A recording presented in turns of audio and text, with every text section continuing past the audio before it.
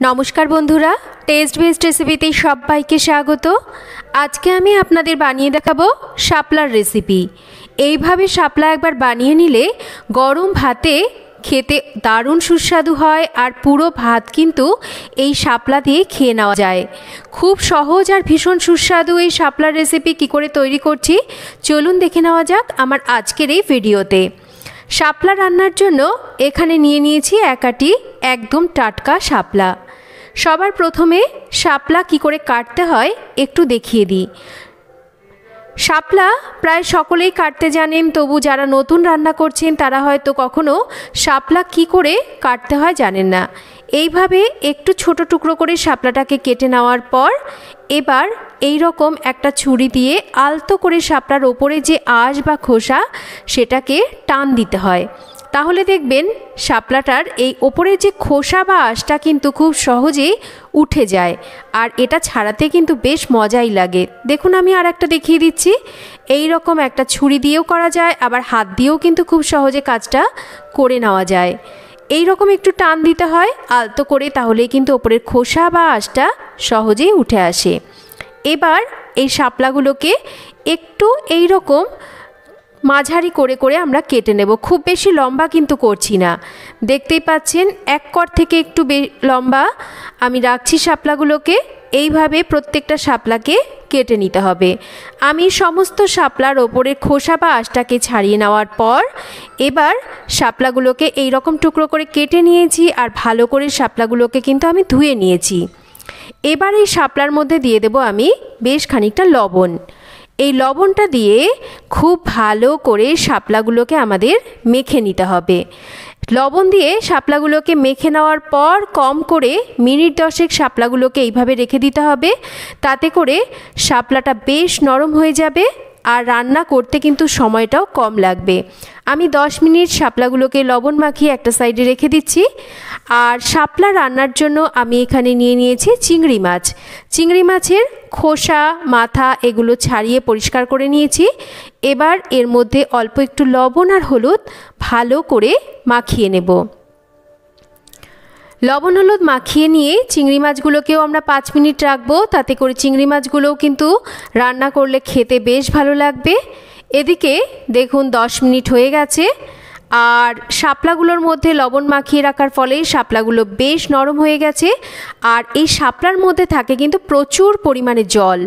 বেশ একটু যতটা সম্ভব চেপে চেপে এই শাপলার মধ্যে থাকা জলটাকে আমাদের ফেলে দিতে হবে যতটা সম্ভব। খুব বেশি কিন্তু যে চেপে একদম পুরো জলটা ফেলতে হবে সেটা নয়, যতটা সম্ভব আমি ঠিক এই রকম করে শাপলাগুলো থেকে জলটাকে চেপে চেপে ফেলে দিচ্ছি। আর জল ফেলে দেওয়ার পর কিন্তু শাপলাগুলোকে আরও একবার একটু ধুয়ে নেব, তাতে করে শাপলার মধ্যে থাকা যে এক্সট্রা লবণটা সেটাও চলে যাবে। আর শাপলার মধ্যে কিন্তু বেশ একটু কষ থাকে, দেখবেন শাপলা কাটলে হাতগুলো একটু কালচে ভাব হয়, সেটাও কিন্তু কষটাও বেরিয়ে যাবে। এবার রান্নাটা করব। রান্নার জন্য তেল গরম করে নিয়ে কালো জিরে আর শুকনো লঙ্কা ফোড়নে দিয়েছি। ফোড়নটা হয়ে গেলে এবার আমি বড় মাপের একটা কেটে নেওয়া পেঁয়াজ দিয়ে পেঁয়াজটাকে একটু ভেজে নেব। পেঁয়াজটাকে আমি মোটামুটি একটু ভেজে নিয়েছি, খুব বেশি যে কড়া করে ভাজছি সেটা কিন্তু নয়। দেখুন দেখেই বুঝতে পারছেন পেঁয়াজটা আমি বেশ একটু নরম করেই ভেজেছি। এবার এর মধ্যে দিয়ে দিচ্ছি 2টো চিড়ে নেওয়া কাঁচা লঙ্কা আর লবণ হলুদ মাখিয়ে নেওয়া চিংড়ি মাছগুলো। এবার এই চিংড়ি মাছগুলোকেও পেঁয়াজের সাথে হালকা করে মিনিট খানেক ভেজে নেব। এতে করে খুব সুন্দর একটা কিন্তু ফ্লেভার আসবে শাপলার মধ্যে। দেখুন চিংড়ি মাছগুলো হালকা করে ভেজে নিয়েছি, খুব বেশি ভাজছি না, তাতে করে চিংড়ি মাছের স্বাদ বেশ একটু চিংড়ি মাছটা শক্ত ভাব হয়ে যায়, খেতে ভালো লাগে না। এবার শাপলাগুলোকে আমি কিছুটা দিয়ে দিচ্ছি, সব একসাথে দিচ্ছি না, তাতে করে আমাদের নাড়াচাড়া করতে অসুবিধা হবে।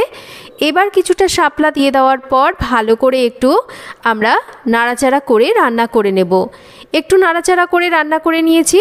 এবার বাদবাকি যে শাপলাটা রয়েছে সেগুলোকেও আমি দিয়ে দিচ্ছি। গ্যাসের ফ্লেম কিন্তু এই সময় আমাদের মিডিয়ামে রাখতে হবে। সমস্ত শাপলাগুলোকে দিয়ে দেওয়ার পর দেখতেই পাচ্ছেন কড়াইটা একদম ভরে গেছে, নাড়াচাড়া করতে অসুবিধা হচ্ছে, কিন্তু শাপলা রান্না করলে কিন্তু একদম কমে যায়। একটু নাড়াচাড়া করে নেওয়ার পর একটা ঢাকা দিয়ে মিডিয়াম ফ্লেমে রেখে আমরা মিনিট 4 রান্না করব। আমি মিনিট 4 পর ঢাকাটা সরিয়ে নিচ্ছি। দেখুন শাপলাটা বেশ নরম ভাব হয়ে গেছে, শাপলা থেকে অল্প অল্প জল ছাড়তে শুরু করেছে। এবার এর মধ্যে স্বাদ মতন লবণ দেব, তবে লবণটা একটু বুঝে দেবেন, যেহেতু প্রথমে শাপলার মধ্যে লবণ মাখানো ছিল। আর পরিমাণ মতন হলুদ দিচ্ছি। আর এই সমস্ত রান্নায় যদি লবণ কাটা হয়ে যায়, এই সমস্ত রান্না কিন্তু খেতে একদমই ভালো লাগে না, তাই লবণটাকে একটু বুঝে নিয়ে দিতে হবে। লবণ হলো দিয়ে নেওয়ার পর ভালো করে একটু নাড়াচাড়া করে মিশিয়ে নিচ্ছি, আবারও ঢাকা দিয়ে দেব। আর একদম লো ফ্লেমে রেখে এবার আমরা রান্না করব। এদিকে আমরা শাপলার জন্য মশলা বানাবো। তার জন্য নিয়ে নিচ্ছি 1 চামচ কালো সর্ষে, 1 চামচ সাদা সর্ষে আর 5-6টা কাঁচা লঙ্কা। বেশ খানিকটা জল দিয়ে এবার এই মশলার একটা মিহি পেস্ট তৈরি করব। তবে সর্ষে আমি কিন্তু মিনিট 10 একটু ভিজিয়ে রেখে সর্ষেটাকে বেটে নিয়েছি, তাতে বাটাটা মসৃণ হয়। মশলা তৈরি হয়ে গেছে। এদিকে দেখুন ঢাকাটা একটু সরিয়ে দেখিয়ে দিচ্ছি শাপলা থেকে কতটা পরিমাণ জল বেরিয়েছে। এই রকম কিন্তু শাপলা থেকে প্রচুর পরিমাণ জল বেরোবে, আলাদা করে কিন্তু কোনো রকম জল দেওয়ার দরকার নেই। দেখুন এবার ঢাকাটা সরিয়ে নিচ্ছি। শাপলা পুরোপুরি সেদ্ধ হয়ে গেছে। এবার এর মধ্যে দিয়ে দেব আমি বেটে নেওয়া সর্ষে কাঁচা লঙ্কা বাটা। স্বাদ মতন মিষ্টি দেব, অবশ্যই একটু মিষ্টি দিতে হবে, না হলে কিন্তু রান্নাটা খেতে আমার মনে হয় খুব একটা ভালো লাগে না। এবার গ্যাসের ফ্লেমটাকে একটু বাড়িয়ে দেব আর সমস্ত কিছুকে ভালো করে নাড়াচাড়া দিয়ে রান্না করতে থাকতে হবে, যতক্ষণ না এই শাপলার মধ্যে থাকা এই জলটা বেশ টেনে যাচ্ছে। দেখুন শাপলাটাকে বেশ খানিকক্ষণ আমি একটু গ্যাসের ফ্লেমটাকে বাড়িয়ে দিয়ে রান্না করে নিয়েছি। শাপলার মধ্যে থাকা জলটা বেশ টেনে গেছে, শাপলা আমাদের একদম রেডি। এবার এটাকে নামিয়ে 1 টুকরো লেবু দিয়ে গরম ভাতে একবার খেয়ে দেখুন। আশা করছি রেসিপিটা আপনাদের সবার ভালো লাগবে। কেমন লাগলো আজকের এই রেসিপি একটা কমেন্ট করে জানাবেন। ভালো লাগলে লাইক শেয়ার করবেন, চ্যানেল সাবস্ক্রাইব করবেন। সবাই ভালো থাকবেন।